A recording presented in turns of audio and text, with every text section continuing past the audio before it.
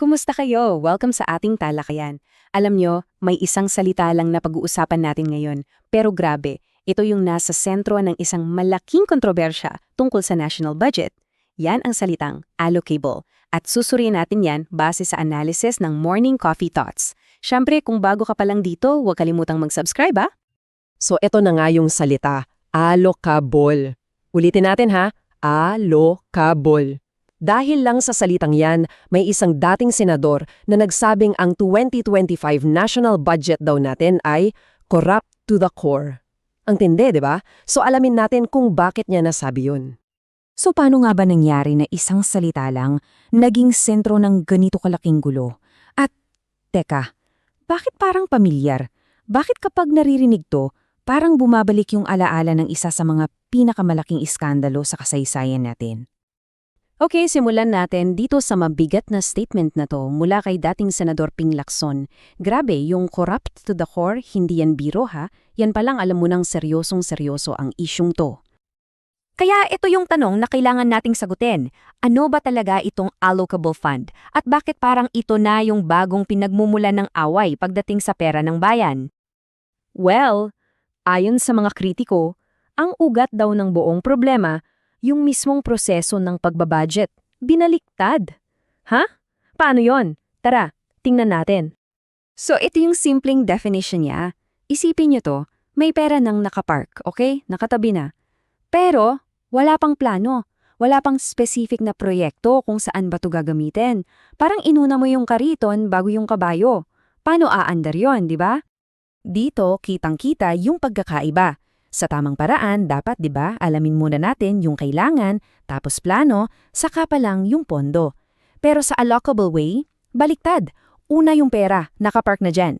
Tapos saka na lang mag-iimbento ng proyekto para lang may mapaglagyan. Yan mismo yung tinatawag na budgeting in reverse. At alam nyo ba, para mas malinaw, mismong si DPWH Secretary Vince Dizon na ang nagsabi na yung mga label na yan, allocable at non-allocable, hindi raw yan dapat parte ng official process. Dapat daw, tanggalin na yan. Kasi para sa kanya, simple lang. Dapat ang pondo nakabase sa tunay na pangangailangan, hindi sa kung sino ang malakas sa politika.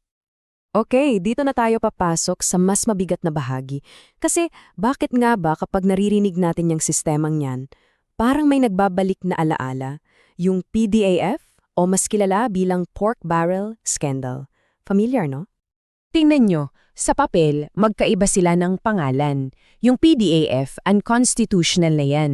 Pero itong allocable funds, ang epekto halos pareho. Parehong nagbibigay ng kapangyarihan sa mga lawmaker na mag-impluensya kung saan mapupunta ang pondo pagkatapos maipasa ang budget. Yun mismo yung ipinagbawal ng Korte Suprema, di ba? At yan yung legal basis. Malinaw yan eh. Ang trabaho ng Kongreso, gumawa ng batas, aprubahan ang budget. Tapos, ang pagpapatupad niyan, trabaho na yan ng executive branch. Pero itong allocatable funds, parang binubura yung linyang yan. Nagkakahaluan na. So paano ba to nangyayari sa totoong buhay?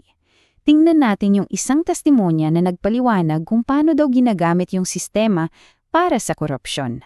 So ayon kay dating DPWH USEC Roberto Bernardo, may formula daw talaga. Isang sistema para paghati-hatian yung pondo. At itong malala, yung mga proyektong paglalagyan ng pera, dinisenyo na raw in a way na siguradong may kickback. Grabe. At hindi to usapang milyon ah. Ang pinag-uusapan natin, 5 bilyong peso. Annually. Yan daw yung halagang hawak niya para sa isang sekretary pa lang. Isipin nyo na lang kung gaano kalaki yung buong problema. At yung kickback daw, sinasabing nasa 10 to 25%. Para mas madali, isipin mo, sa bawat 100 pisong pondo para sa isang proyekto, 10 hanggang 25 piso, diretso na yan sa bulsa ng iilang tao. Ang galing nga nung bansag dito allocable, galing sa salitang alok. Parang sinasabi na yung pondo, inaalok na lang, siniserve sa plato sa mga mamabatas. Hindi na kailangang paghirapan i-propose base sa kung ano ba talaga ang kailangan ng mga tao. Dahil sa lahat ng to, 'di ba, malinaw na may malaki tayong problema sa governance at transparency. So, anong pwedeng gawin? Paano to lalabanan? Ito yung mga masasamang epekto niya, oh. yung mga Regional Development Council na dapat nagpaplano na ba-bypass. Yung tamang bidding, ang hirap i-enforce. Ang nangyayari, political favors na yung basihan ng proyekto. At yung kickbacks, kasama na sa plano mula sa simula.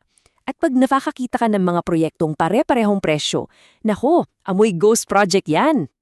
So anong solusyon na sinasabi nila? Simple lang daw, linisin ang budget. Yung mga malabong item, yung mga nakapark lang na pondo, alisin yan.